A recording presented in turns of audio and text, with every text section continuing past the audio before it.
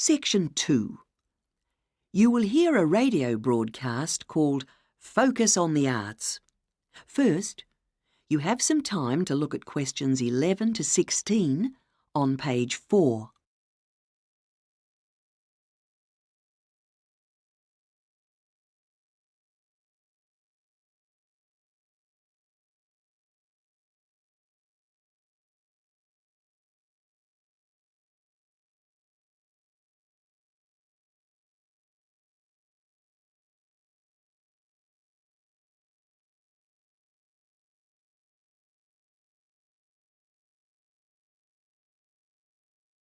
Now listen carefully and answer questions 11 to 16.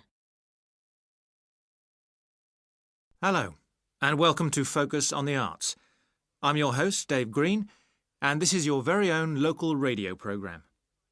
Every Friday evening, we put the spotlight on different arts and culture facilities and look at the shows and events that are on offer in the coming week. And today, the focus is on the National Arts Centre. Now, if you don't already know it yourself, I'm sure you've all heard of it. It's famous throughout the world as one of the major venues for classical music. But did you know that it's actually much more than just a place to hear concerts? The centre itself is a huge complex that caters for a great range of arts. Under a single roof, it houses concert rooms, theatres, cinemas, art galleries, and a wonderful public library, as well as service facilities including 3 restaurants and a bookshop. So, at any one time, the choice of entertainment there is simply enormous. So, how did they manage to build such a big arts complex right in the heart of the city? Well, the area was completely destroyed by bombs during the war in 1940. So the opportunity was taken to create a cultural centre that would be what they called the city's gift to the nation. Of course, it took a while for such a big project to get started, but it was planned in the 60s, built in the 70s, and eventually opened to the public in 1983. Ever since then, it has proved to be a great success. It's not privately owned, like many arts centres, but is still in public hands. It's run by the City Council. Both our National Symphony Orchestra and National Theatre Company were involved in the planning of the project, and they're now based there, giving regular performances every week. And as the centre is open 363 days of the year, there are plenty of performances to choose from.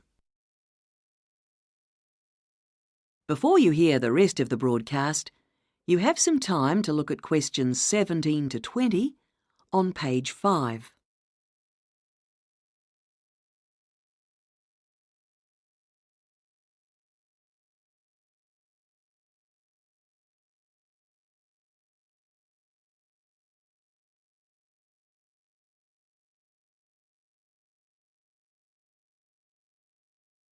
Now listen and answer questions 17 to 20.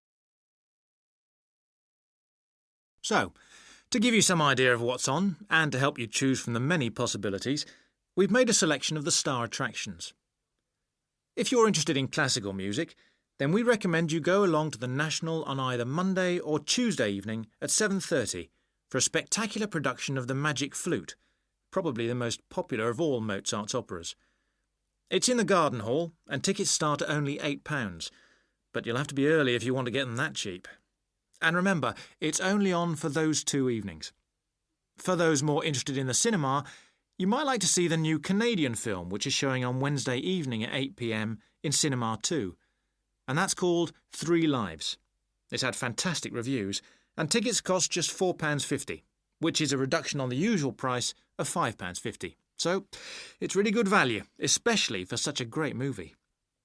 But you can see the centre's main attraction at the weekend, because on Saturday and Sunday, 11 a.m. to 10 p.m, they're showing a wonderful new exhibition that hasn't been seen anywhere else in Europe yet. It's a collection of Chinese art called Faces of China. That's in Gallery 1, and it has some really fascinating paintings and sculptures by leading artists from all over China. And the good news is that it's completely free, so don't miss it.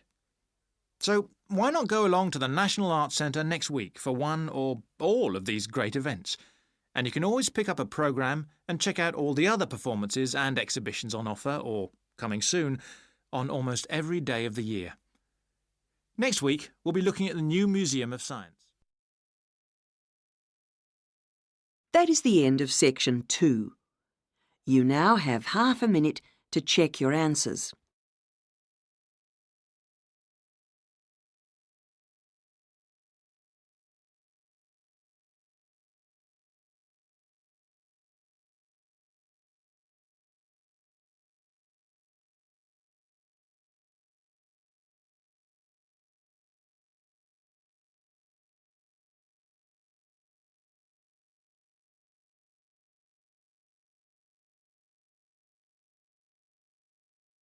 Now turn to section 3 on page 6.